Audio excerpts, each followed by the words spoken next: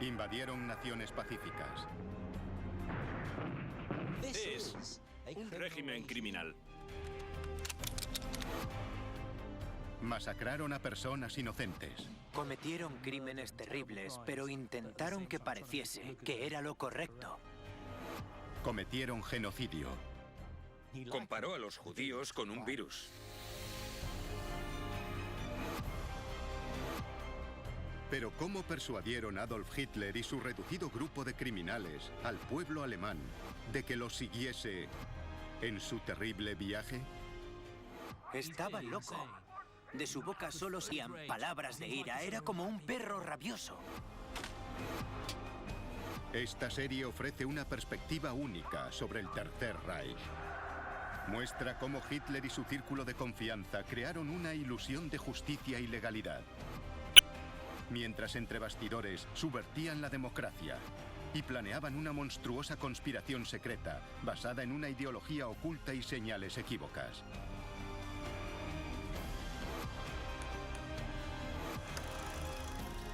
Es la historia de un régimen que no solo utilizó la violencia y la represión, sino que meticulosamente fue convirtiendo al pueblo alemán en conspirador voluntario de los peores crímenes de la historia.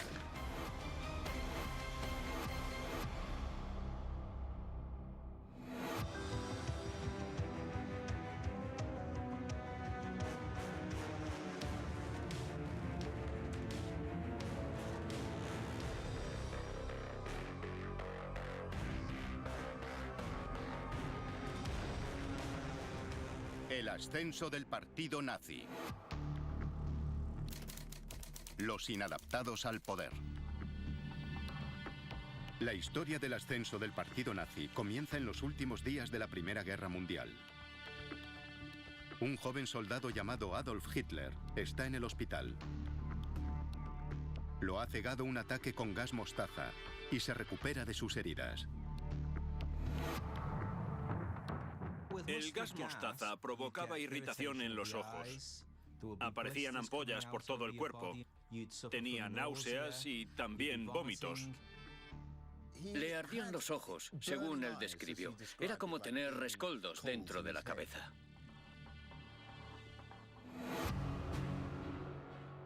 Austríaco de nacimiento, Hitler elige a Alemania como patria. Ama tanto a este país que celebra en su ciudad de adopción, Múnich, la declaración de guerra de Alemania en 1914. Se alista en el ejército y sirve a su emperador y a su país, llevando mensajes bajo el fuego en el frente. Es valiente y gana la Cruz de Hierro de primera y de segunda clase. Pero también es distante. Sus compañeros lo consideran una especie de inadaptado. Lo consideraban un tipo rarito. No hacía amigos con facilidad. No era muy sociable. Nunca lo había sido y nunca lo sería. Era una persona solitaria. La gente lo consideraba un poco extraño, un poco raro. Tiene una obsesión con la limpieza. Detesta el tabaco, el alcohol y las mujeres, y sus camaradas le llaman cuervo blanco y misógino. No le gusta participar en las actividades normales que hacían los soldados.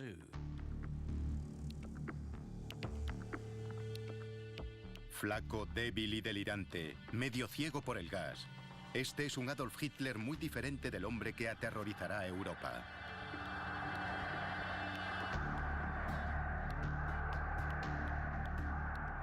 Este es Hitler, en su momento más bajo.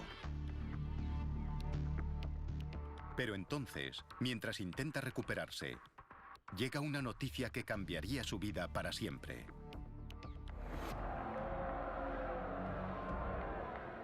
La Primera Guerra Mundial ha terminado. Alemania se ha rendido. Alemania, de alguna manera, había perdido la guerra sin que Francia o Gran Bretaña llegasen a pisar suelo alemán. Hitler es presa del desconcierto. Que de repente le digan, has perdido la guerra, de manera tan inesperada, por supuesto, lo vuelve loco. Y como sabemos, Hitler era un tipo que se ponía como loco a la menor oportunidad. La dolorosa pregunta que se hace Hitler es, ¿cómo han podido traicionarlo así? ¿Quién es el responsable de este ultraje? Paralizado por la desesperación, según sus propias palabras, se sumerge de nuevo en la ceguera.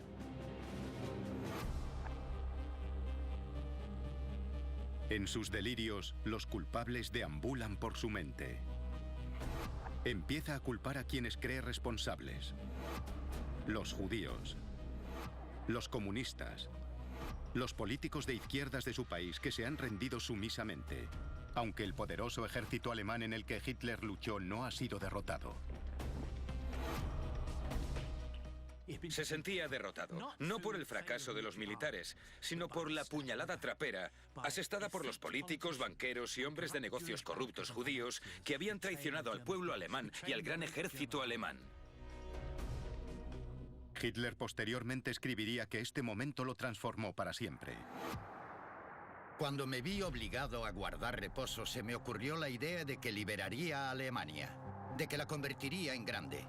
Supe inmediatamente que lo haría realidad.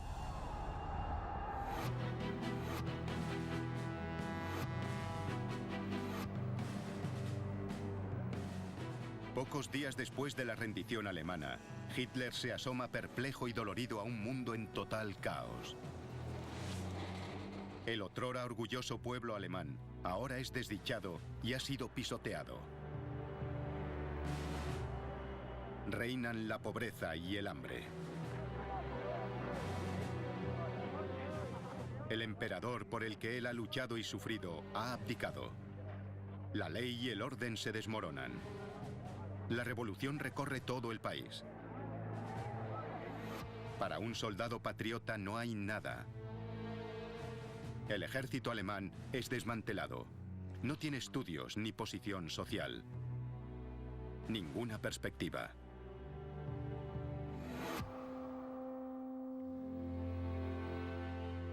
Hitler vuelve desconsolado a su apartamento de Múnich. Es un hombre sin futuro en una nación rota. Y sin embargo, esta persona insignificante se transformará en el dictador más temido de la historia.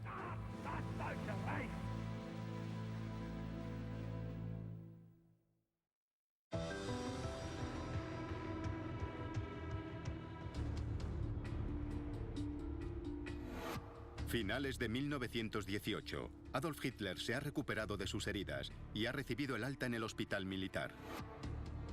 Sale convertido en un inadaptado traumatizado a un mundo desconocido en los días posteriores al final de la Primera Guerra Mundial. Su país de adopción, Alemania, ha sido derrotado. Hitler se enfrenta a un futuro incierto. Regresa al hogar que ha elegido, la ciudad bávara de Múnich. Múnich estaba sumida en un caos político a finales de 1918, principios de 1919. Lo que contempla desde su sombrío apartamento de la ciudad es aterrador. Se había producido una revolución socialista, un marxista gobernaba Baviera. Los socialistas estaban en el poder. El antiguo orden ha sido derrocado. Reina el caos. Los matones de izquierda se enfrentan en las calles a militantes de derechas. Los choques violentos entre ambos bandos son habituales. Había peleas violentas en las calles cada noche. Luchas violentas, cientos de muertos, 700 en solo 8 meses.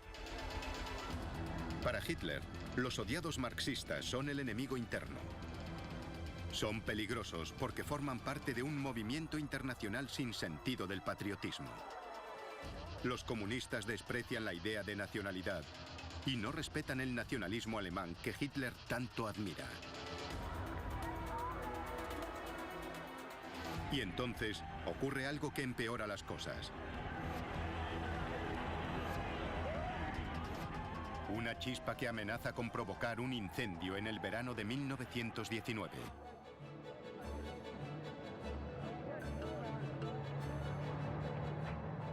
Los aliados victoriosos, llegados de toda Europa, se reúnen en París.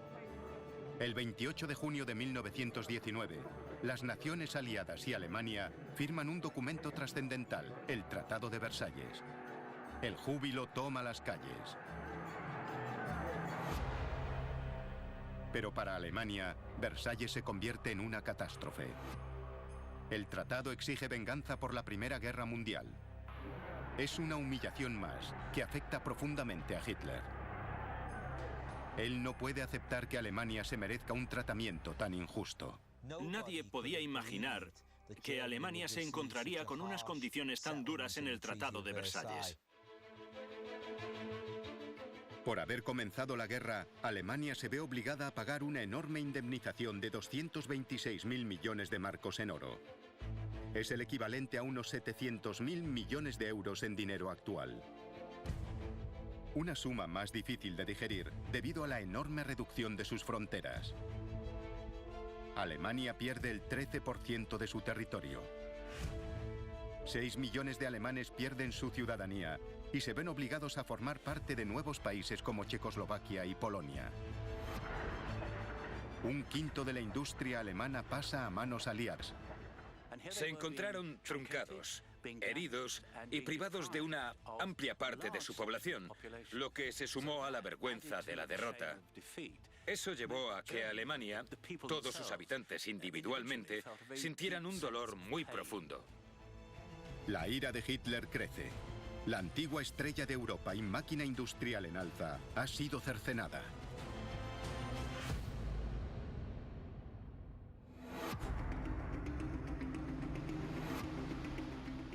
En Alemania, la mayoría de la población se limita a respirar hondo y a intentar continuar con su vida. Un nuevo gobierno democrático cobra forma. Es la República de Weimar, llamada así por la ciudad alemana en la que se fundó.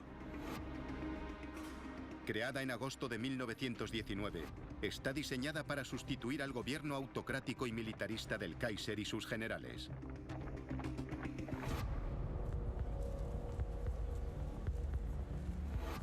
Hitler considera la República de Weimar una abominación. Para él, es débil, dominada por los mismos políticos judíos y liberales que apuñalaron a Alemania por la espalda y se rindieron en la Primera Guerra Mundial. Aunque a estas alturas, él no puede hacer nada. No tiene contactos políticos de ningún tipo. Pero entonces llega una oferta de trabajo inverosímil. La única empresa que puede ofrecerle un empleo es el ejército, en el que técnicamente aún sirve.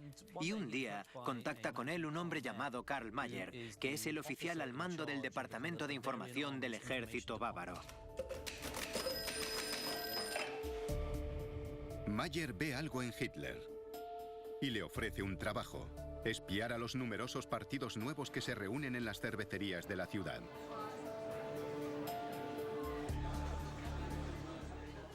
Las cervecerías son parte esencial de la actividad política del sur de Alemania.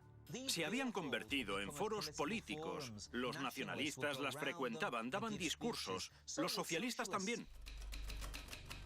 Mayer le encarga vigilar a un grupo de la derecha marginal, pomposamente llamado Partido de los Trabajadores Alemanes. Eran literalmente 4 gatos.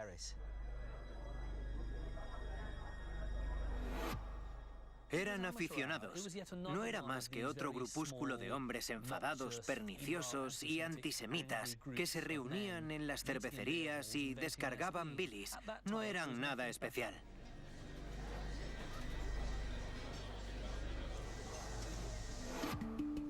En otoño de 1919, Hitler asiste a sus reuniones y toma notas para Mayer.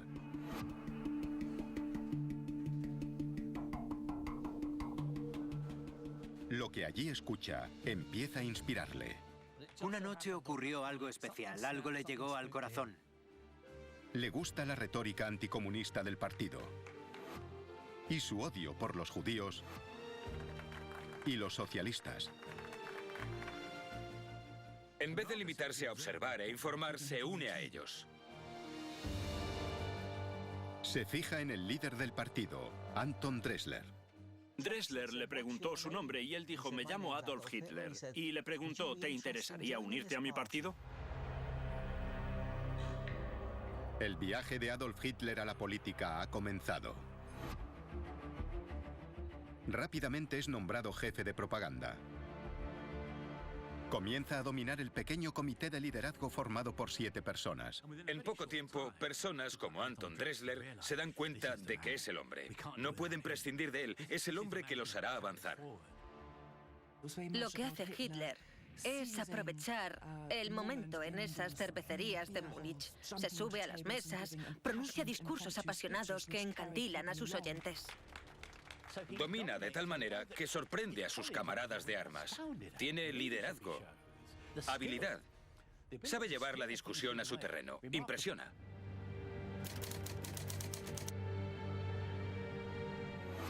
En Múnich, Hitler desarrolla el texto que se convertirá en base de la ideología del partido nazi, un manifiesto de 25 puntos. Los 25 puntos se convertirían en sacrosantos en su viaje. Es el elemento central de su definición de nazis. Son como las tablas de la ley, la Biblia. Son los mandamientos. Iba contra el capitalismo sin límites, contra los judíos, contra la anarquía, contra el bolchevismo. Los objetivos en política exterior eran simples. Recuperar todas las tierras que los aliados les habían arrebatado en el Tratado de Versalles y poner fin a los pagos asfixiantes que las potencias aliadas habían exigido por la guerra. Su gran logro, su gran acierto, y creo que es justo reconocerlo, fue saber qué ideas sencillas transmitir.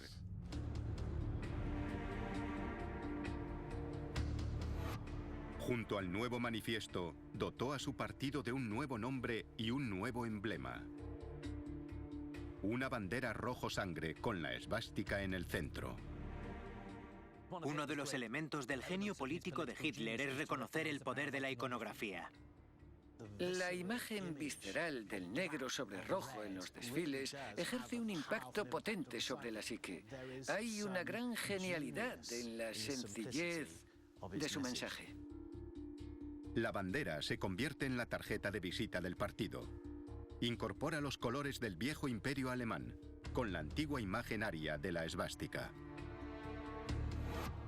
Sus colores eran un guiño al pasado, pero su simbología era moderna. Por supuesto, sigue la tradición de la cruz cristiana. Alemania en esa época era una sociedad increíblemente religiosa. Es una marca brutalmente sencilla. Desde el comienzo fue una marca corporativa. Junto al emblema llega el nuevo nombre: Partido Nacional Socialista de los Trabajadores, o nazi. El partido nazi había nacido. Hitler intentó unir dos fuerzas: el socialismo, que tenía un enorme atractivo para la clase obrera alemana, y el nacionalismo en uno. En 1921, Hitler se convierte en líder de los nazis. En esta fase, su nuevo movimiento no cree en la democracia. Quiere hacerse con el poder por la fuerza. Esta propuesta encuentra eco entre un nuevo asistente a las reuniones, un hombre que ayudará a los nazis a alcanzar sus máximas cotas: Hermann Göring.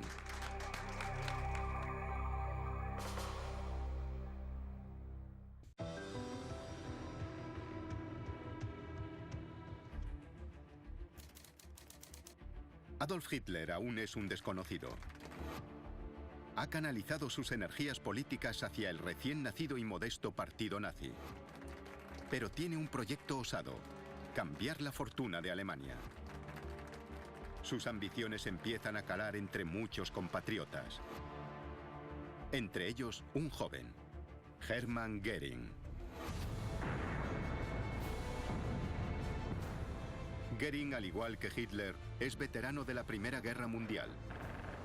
Pero a diferencia de Hitler, su hoja de servicios es legendaria. Era una estrella, era famoso, era un personaje extravagante. Todavía no se había convertido en la caricatura gorda con la que estamos familiarizados hoy. Era delgado y atractivo.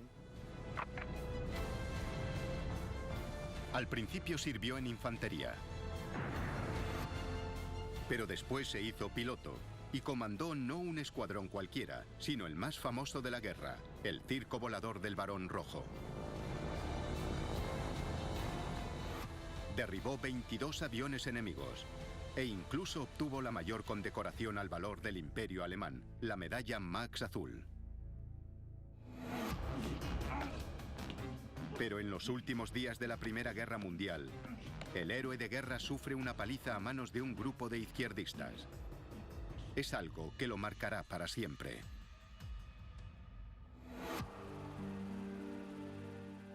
La humillación empeora tras la guerra. Está sin empleo. Pasa los días buscando trabajo. Al igual que Hitler, le horroriza el estado en el que se encuentra Alemania. El antiguo as del aire se ve obligado a ganarse la vida como piloto especialista haciendo acrobacias.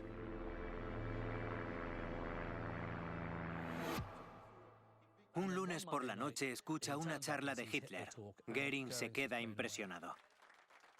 Dice, por fin he encontrado a alguien con un objetivo claro y nítido. De repente hay un momento de epifanía para Goering. Este es el hombre.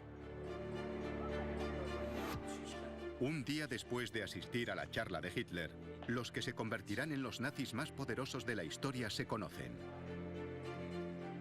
Hitler capta a Goering inmediatamente y lo recluta para el partido. Cuando Hitler y Goering se conocieron, congeniaron. Goering representaba para Hitler el héroe de guerra que siempre había buscado. En cuanto a Goering, no le seducen todas las ideas políticas de Hitler, pero sí que le seduce la perspectiva del poder. Es un tipo astuto, egoísta, que ve en la política del partido nazi un medio de autopromoción. Juntos, empiezan a sacar al todavía balbuceante partido nazi de la sombra hacia la vida pública. Hitler comienza a actuar a la luz, pero a muy pequeña escala. Pule su oratoria en las cervecerías y sótanos de Múnich. Hitler emerge muy rápidamente. Sabe cómo llegar al populacho.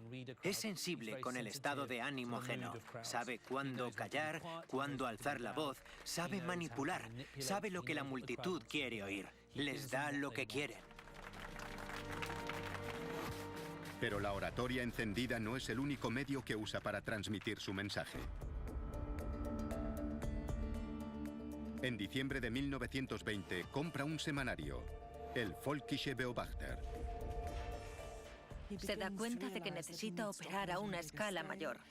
Compra acciones del Volkischer Beobachter, donde el uso de grandes titulares se combina con contenido e imágenes que llaman la atención para forjar la imagen de un partido que es al mismo tiempo reaccionario en contenido, pero increíblemente moderno.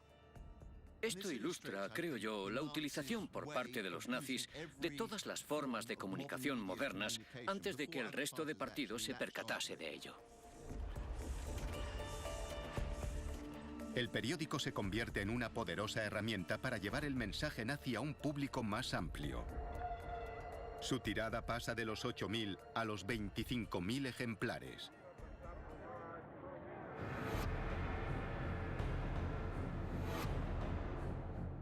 Pero los nazis aún son una simple organización menor. Si quieren realizar el plan de Hitler de hacerse con el poder por la fuerza, necesitan algo más que periódicos. Necesitan músculo.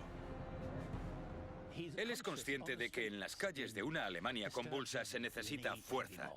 Recordemos que la política alemana de esa época era violenta y muy militarizada. Entran las SA, las Sturmabteilung, los pesos pesados de Hitler. Las SA son el movimiento antiintelectual del partido nazi. Son personas descontentas que se han colado por las grietas del sistema. Muchos son jóvenes desempleados, para quienes la promesa del capitalismo de Weimar no se ha hecho realidad. El mensaje para reclutarlos es simple. Uníos a nuestra causa, os daremos un uniforme. Os dejaremos abrir cabezas. Dar palizas a comunistas y judíos. Os lo pasaréis bomba. Y además os daremos cerveza. Las SA uniformadas participan en peleas callejeras. Expulsan a los alborotadores de las reuniones. Intimidan a los rivales. Pero no son disciplinadas.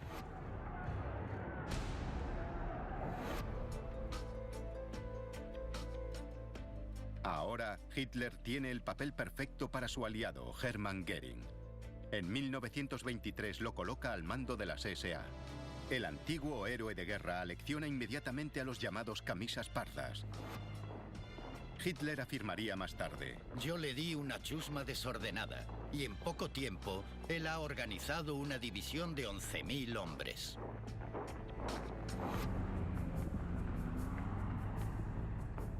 Por ahora, la afiliación al partido nazi aún es modesta, pero alcanza ya los 14.000 miembros, cuando Hitler había comenzado con 2.000. Y entonces se afilia el miembro número 14.303, Heinrich Himmler, que se une al partido en el verano de 1923. Himmler es un personaje menos impresionante que Göring y que Hitler. Se presenta como una figura heroica, practicante de esgrima y oficial de carrera. Pero en realidad no es nada de eso. Es un ex criador de gallinas que estudia agronomía en la Universidad de Múnich. Entre sus hobbies está escribir un diario y coleccionar sellos. Y aunque cumple 18 años al final de la guerra, termina la instrucción demasiado tarde para entrar en combate. La guerra acaba y él se siente avergonzado de no haber participado. Himmler se siente atraído por el mensaje populista de Hitler y de sus ideas. Pero también le impulsa su odio personal a los judíos. Al principio, Himmler se mantiene en la retaguardia del partido nazi, en un grupo paramilitar relacionado difusamente con Hitler. Hay pocas señales de que se convertirá en el antisemita más temido y cruel de todos. No obstante, los tres personajes principales del partido nazi, los tres inadaptados que marcarían el futuro del partido, ya están situados. Solo necesitan una oportunidad para actuar.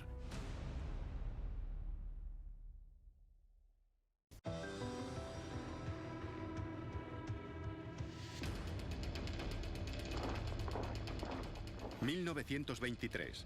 Los tres nazis más famosos, Adolf Hitler, Hermann Göring y Heinrich Himmler, esperan el momento perfecto para asaltar el poder. Y ahora los acontecimientos se alían para ayudarlos.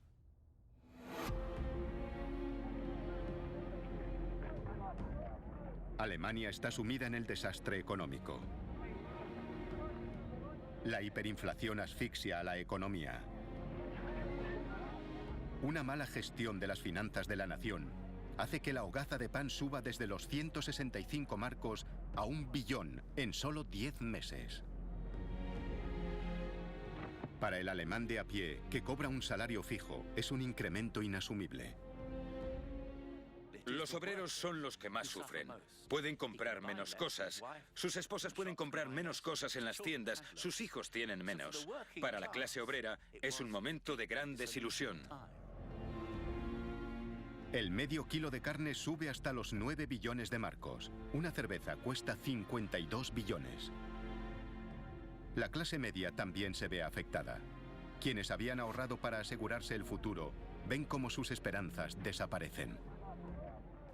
La tragedia de la clase media fue que la mayoría había invertido, seguía invirtiendo en pensiones, y se encontraron con que éstas se esfumaron en 2 o 3 días, debido al ritmo de la inflación. Así que la estabilidad que la clase media había conseguido con sus pensiones, sus ingresos e inversiones, se hizo añicos. La clase media sentía que le arrancaban las riendas de sus vidas. De nuevo, el malestar vuelve a las calles de Alemania.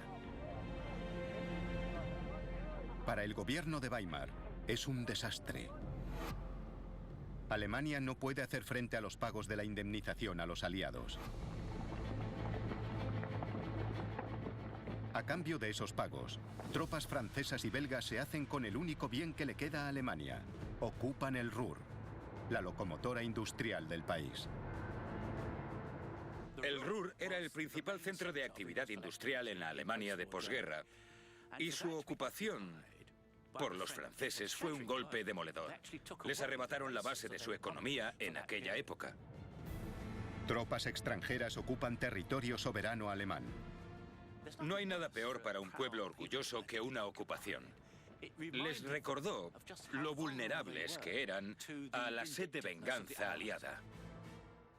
Los aliados están decididos a paralizar la economía alemana. Se llevan su dinero. Desean la total humillación del pueblo alemán. Y ese fue un toque de arrebato para el nacionalismo.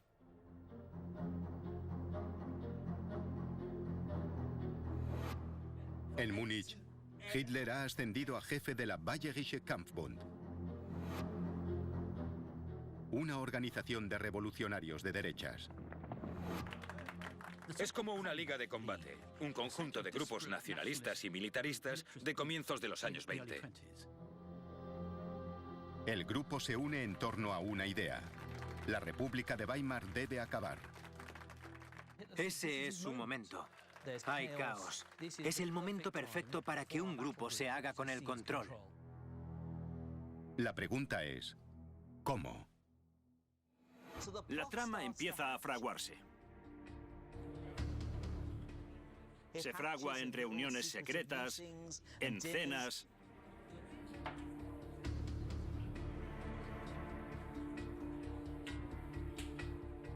El primer reto es decidir quién liderará la revuelta.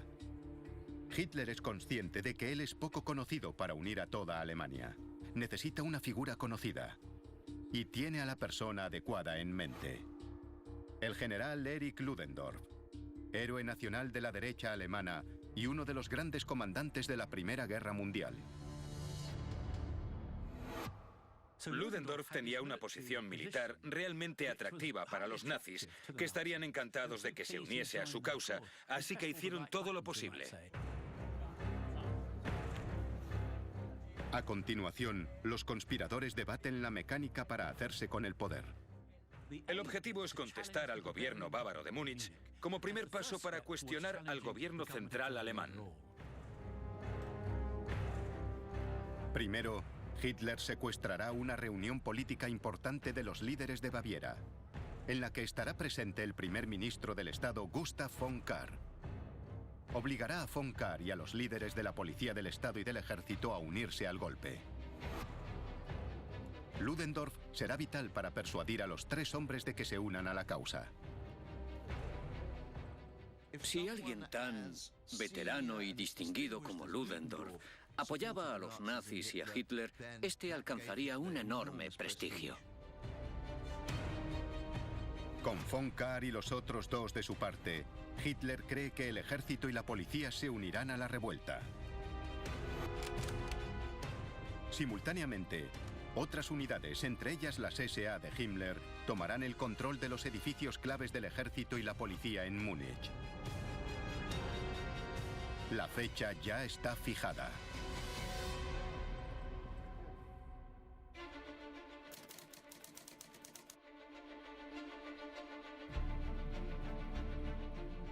Hitler se dirige a una reunión pública en la enorme Burgenbraukeller de Múnich. Comienza la tarde del 8 de noviembre, sobre las 8:15, cuando Hitler aparece en un Mercedes rojo en la Burgenbraukeller de Múnich. Dentro, Gustav von Kahr se dirige a la multitud. Junto a él están los jefes de la policía y el ejército bávaros. El triunvirato de hombres que gobernaba Baviera en aquella época está en la misma cervecería al mismo tiempo. Hitler decidió presentarse en la Burger Braukeller, tomar la iniciativa en la reunión e instar a von Kahr y al triunvirato a que respaldasen la revolución. Por todo Múnich, los activistas de las SA reciben la orden de vestirse de uniforme y dirigirse a puntos de encuentro repartidos por la ciudad, donde les entregarán armas. Enseguida, hombres de las SA armados con rifles y cascos de acero llegan en camiones a la cervecería. Junto a 600 hombres de las SA, Hitler irrumpe en la reunión de 3000 personas. Hitler es muy teatral. Se dirige al estrado, pistola en mano. Y proclama: la revolución nacional ha comenzado.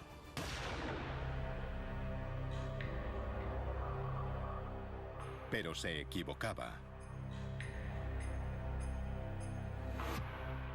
El líder de la revolución, Ludendorff, siquiera estaba allí. Llegaba tarde.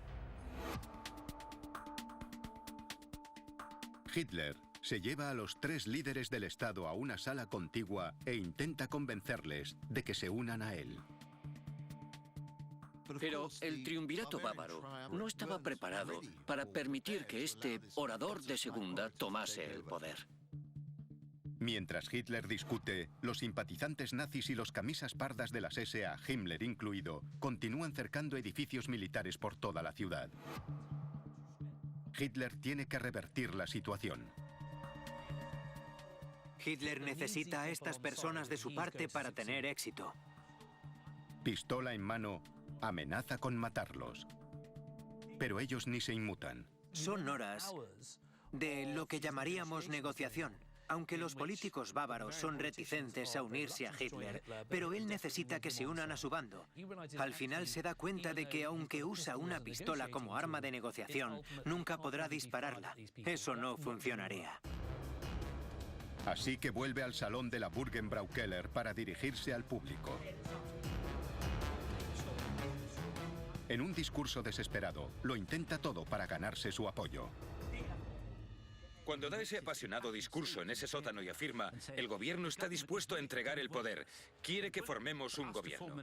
No es cierto, no habían accedido. Pero él afirmó que sí y dijo: fuera, el ejército y la policía están de mi parte. Para nada. Pero el público grita, aplaude y vitorea.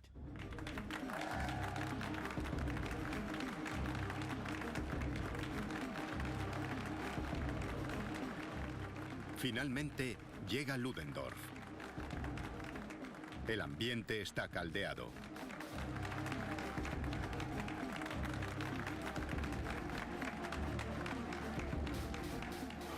Con Ludendorff en la sala, los 3 líderes bávaros acceden a unirse al golpe. Al final, tras enormes dudas y deliberaciones, acceden. Mientras tanto, por todo Múnich, unidades de las SA, entre ellas la de Himmler, han levantado barricadas y rodeado los edificios del ejército y la policía. Algunas unidades de estos cuerpos deciden unirse al levantamiento. Parece que el golpe podría triunfar.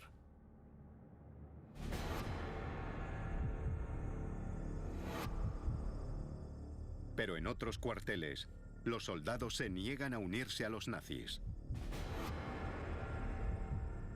Con el golpe en juego, todo depende del siguiente movimiento de Adolf Hitler.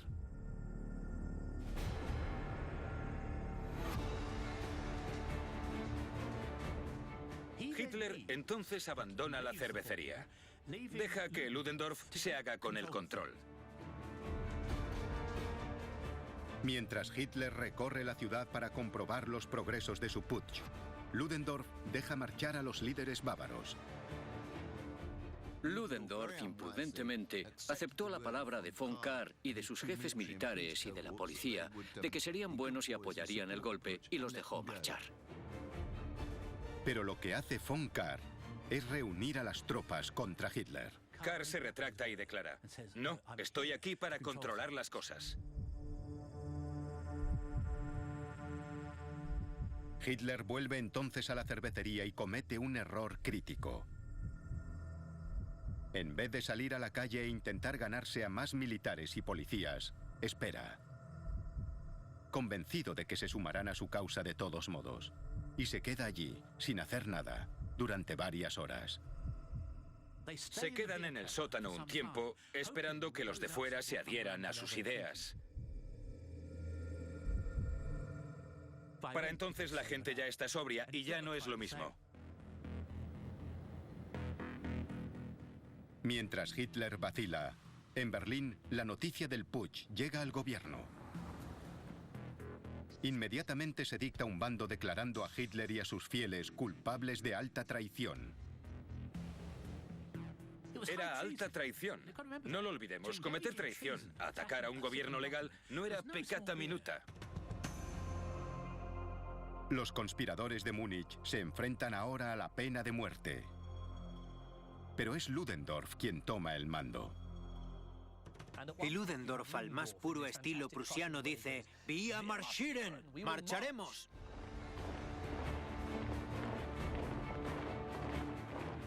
Finalmente, con 2000 hombres, entre ellos Ludendorff y Göring a su lado, los nazis marchan sobre el centro de Múnich. Pero las autoridades los esperan y han preparado defensas. Es el momento de la verdad.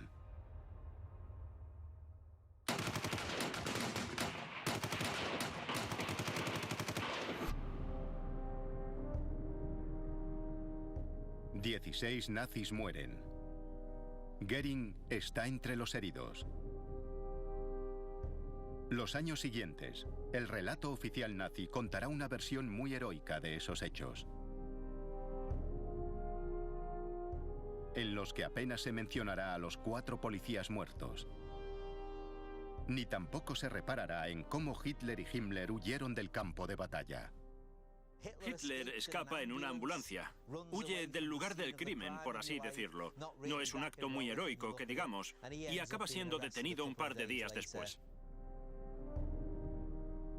Y así, el putsch pasa a ser un motivo de celebración para la mitología nazi, en un acto anual que se recordará en el calendario del partido.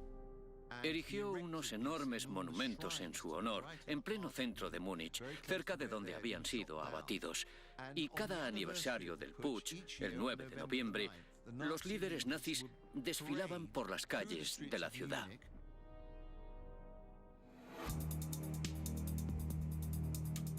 Pero en 1924 parece que todo ha terminado para Adolf Hitler. Ha sido detenido. Su partido nazi ha sido ilegalizado por intentar un golpe de Estado. Su periódico, el Volkischer Beobachter, también es prohibido. Sin embargo, aunque parece que se encamina al desastre, Hitler ha aprendido una lección crucial que a la larga lo llevaría al poder. Actuar al margen de la política no funciona. La mayoría del pueblo no apoya a partidos que intentan hacerse con el poder por la fuerza. Si quiere cumplir su destino y convertirse en el líder de Alemania, tendrá que encontrar otro camino. La principal lección que Hitler aprendió del golpe fue que la violencia no funciona, y menos la violencia que no tiene éxito. Se dio cuenta de que si quería llegar al poder, tendría que hacerlo legalmente. Habría que hacerlo a través del sistema electoral. Nos ganaremos al pueblo. No necesitamos una mayoría, solo que nuestras ideas triunfen. De modo que aunque el golpe de Estado de Hitler fue un fracaso total, en realidad, el ascenso de los nazis no ha hecho más que comenzar.